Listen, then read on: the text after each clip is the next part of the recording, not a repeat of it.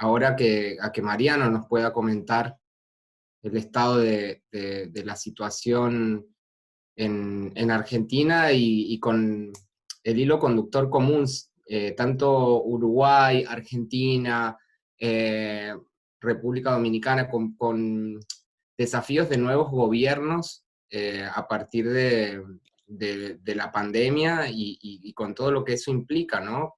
Primero, consolidarse en el poder y teniendo que afrontar esta situación tan difícil y tomar medidas que parecen que no son suficientes para todo el mundo, pero también los recursos son escasos y en eso nos metemos cuando hablamos de impuestos, así que... Bueno, solo un dato para arrancar, porque mencionaban ahí cuando hablaban con Juan del Mercosur. Este fin de semana nos noticiamos que Argentina de alguna manera se corre de las negociaciones que va a empezar a hacer Mercosur con terceros países para intercambio de bienes y servicios. De manera que yo creo que, más allá de si estamos de acuerdo o no con esa medida, está claro que cada uno de los países va a buscar lo que crea más conveniente desde su punto de vista y desde sus necesidades. Y en ese sentido, mi convicción es que por lo menos Argentina, pero varios países, por lo que veo, tal vez los que estemos con más recesión, todo lo que van a hacer en materia de tributación y COVID-19 es lo indispensable. O sea, yo no me imagino a nuestros países, por la falta de recursos que tienen, siendo tan proactivos como vemos, como nos muestra Estados Unidos o alguna otra jurisdicción. Yo me imagino, y es lo que estoy viendo, son medidas indispensables que además van cambiando en función de cómo la realidad de la pandemia nos va pegando. Yo decía en la participación anterior, a cuanto más se extienda la pandemia, más se va a afectar la actividad económica, más allá de que vamos a ir saliendo por zonas y por actividades, y eso obliga al gobierno de alguna manera a asistir, porque no veo yo otra forma por el momento, más que determinado asistencialismo como para poder ayudar a lo que más lo van a necesitar. Entre ellos, todos los que son cuentapropistas, que en este país, Argentina, son muchísimos. Nosotros tenemos una categoría tributaria que se llama monotributo, que son aquellos sujetos autónomos que pagan un impuesto integrado y que lo pagan por una suma fija porque son los de menores ingresos. Hacia esos hay algunas medidas y también hacia las pequeñas y medianas empresas, que yo las voy a describir y lo más rápido posible para no quitarles demasiado tiempo. En materia de exenciones, lo único que por ahora hay son desgravaciones a tasa cero para derechos de importación de todos los insumos que tengan que ver con la atención de la pandemia. Por el momento no hay otras exenciones sustanciales o sustantivas. En materia de reducción de alícuotas, también para los servicios de salud, hay una reducción de alícuota en lo que es un impuesto a las transacciones bancarias, y junto con las actividades afectadas por la pandemia, que son muchísimas y que están en una lista bastante amplia, lo que se está haciendo es un reconocimiento dual o una postergación en el pago de las contribuciones de la seguridad social, que es la contribución que hace el empleador, lo cual le genera cierta liquidez, o bien una reducción de hasta el 95% de esa contribución patronal. Esto es a pedido al gobierno, y el gobierno tiene que analizar la situación de cada una de estas empresas y ver en ese contexto si están en condiciones o no de darlo y hasta dónde. Por otra parte, hay unas medidas de salvataje que no es estrictamente fiscal, pero tiene ribetes fiscales porque logran ayudar a las empresas, que es la asignación de un salario complementario, no remunerativo, que es muy importante que sea no remunerativo porque libera de las demás, de las demás aportes a la seguridad social, de hasta el 50% por cada uno de los trabajadores. Esto inicialmente estaba más acotado, era para empresas que tuvieran hasta 100 empleados, hoy no tiene un límite de empleados, lo que me hace pensar a mí que, un poco lo que decía antes, que estas medidas van Se van adaptando, ¿no? Como que... No, claro, y van a consecuencia de las necesidades indispensables que se tienen. Entonces, hasta el 50% del salario del trabajador, con unas medidas que no hace falta acá explicar, pero sí para que tengan más o menos la idea del contexto, y cuando la empresa es de más de 800 trabajadores, también se puede adherir a este beneficio, que por supuesto lo tienen que aprobar, pero fíjense esos detalles. Para empresas de más de 800 trabajadores se va a verificar que no pueda haber distribución de utilidades de noviembre de 2019 para adelante, ni recompra de acciones, ni operaciones de contado con líquido, que es una manera de salir del dólar oficial para tener el valor del dólar no oficial, ni tampoco transacciones con empresas generalmente vinculadas que estén radicadas en países no cooperantes o de baja tributación. Por el momento, eso es todo lo que tenemos en materia sustantiva. No hay otros alivios sustanciales. Sí hay unas prórrogas, pero que tienen que ver con planes de pago y ciertas condonaciones de deuda que había, más que deuda, de multas e intereses, pero relativos a obligaciones hasta noviembre de 2019. De manera que, en rigor y en razón de la pandemia, todavía no ha habido nada que permita prorrogar las obligaciones fiscales.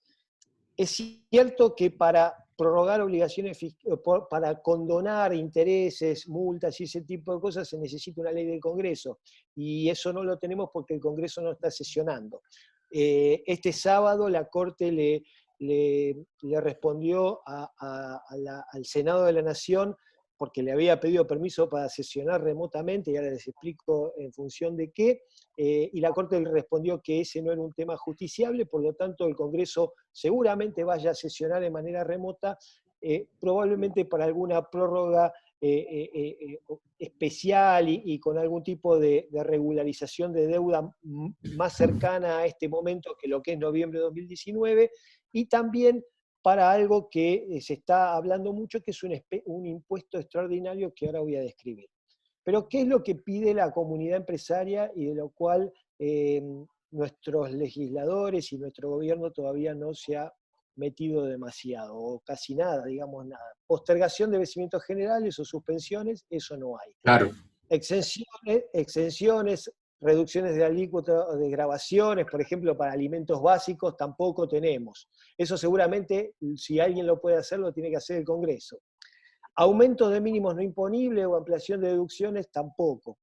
Reconocimiento pleno del ajuste por inflación impositivo. Este es un tema muy importante para las empresas, que lleva una discusión de 20 años. Desde el año 2002, las empresas discuten la aplicación plena del ajuste por inflación, que estaba vedado, y en función de fallos de la Corte Suprema de Justicia de la Nación, desde el año 2002 para acá, las empresas, si podían demostrar confiscatoriedad, podían aplicar el ajuste por inflación impositivo. ¿Qué pasó? En 2018, creo, si mal no recuerdo, cambió la legislación, se permitió el ajuste por inflación impositivo, pero una vez que uno lo determina, lo puede aplicar en 3 ejercicios. ¿Y qué pasó con la última ley de solidaridad de la cual yo les hablé al principio?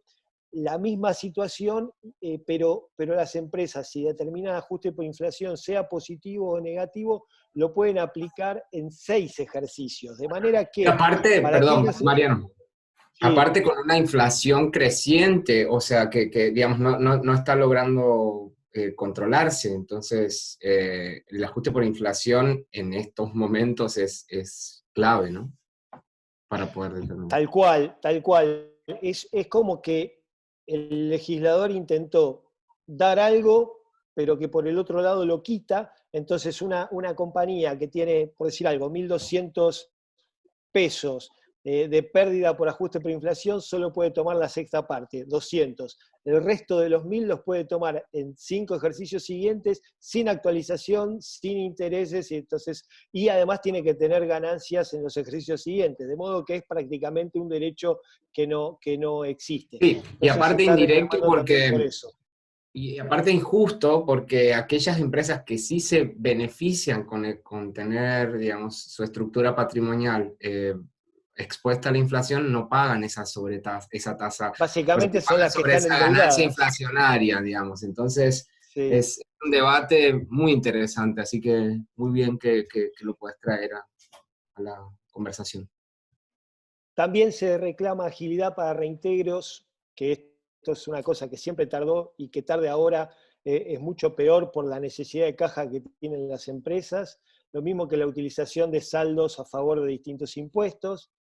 Se reclama condonación de multas y demás sanciones en la medida que no se pueda hacer frente a estas obligaciones, todo lo cual es para largo y no quiero meterme en eso, pero da para pensar cuál es la responsabilidad del empresario en un eventual no pago de impuestos ante situaciones sin duda de fuerza mayor y como la que se presenta por causa del COVID-19. Y por último, la suspensión de las verificaciones fiscales, porque no pareciera ser lógico que en esta etapa de pandemia y de emergencia las empresas tengan que, además de todo, estar atendiendo inspecciones fiscales. ¿Qué es lo que está pensando el Congreso? Bueno, están analizando la posibilidad de un impuesto extraordinario a la riqueza o a las altas rentas y o a los altos patrimonios, que sería excepcional y por única vez y aplicación específica para hacer frente a la pandemia. Sería para patrimonios de más de 3 millones de dólares y afectaría a 12.000 personas, pero se dice que con esto se va a recaudar aproximadamente de entre 3 y 4.000 millones de dólares, y el costo que está teniendo el gobierno por la atención de la pandemia. No se olviden que en la Argentina hay muchos planes sociales y muchos planes de asistencia, es cercano a 1.000 millones de dólares por día, de manera que mucho no pareciera ser que vaya a ayudar este impuesto, que además sobrecargaría impuestos patrimoniales que los individuos ya pagan, o impuesto a las ganancias que las empresas ya pagan. Por lo tanto, si esto se llega a dar, seguramente habrá una discusión judicial por confiscatoriedad, aún en tiempos de emergencia como los que estamos viviendo. Por último, y para cerrar, creo que Argentina está en un escenario muy complicado porque el Estado tiene que atender las consecuencias de este problema, pero al mismo tiempo tiene que renegociar su deuda, cosa que hizo una oferta bastante peculiar con un plazo de espera para el cobro de los acreedores y también una quita importante que los acreedores en general han rechazado, entonces tienen que volver a hacer algún tipo de oferta nueva o hacer algún acuerdo. Entre eso, la reducción quizás del déficit fiscal, lo cual es bastante difícil en un país que tiene tanta ayuda social, y alguna que otra alternativa. Podría estar la forma de hacer o de costear esta emergencia en la que estamos viviendo. ¿Y que se reclama? Seguramente un acuerdo político de todos los sectores, que yo creo que hay buenas bases para eso, porque obviamente la emergencia sanitaria de alguna manera unió algunos intereses, y la posible o la necesaria ayuda a las actividades privadas, porque sin la actividad privada va a ser muy difícil que Claro. podamos recuperarnos de esta situación tan dramática como la que estamos viviendo. Por Muy ahí bien. estamos, Iván. Excelente, excelente. La verdad que me encantó tu presentación, resume muy bien todo lo que estamos viviendo acá en Argentina, así que no voy a acotar más que esto. Muchísimas gracias, Mariano.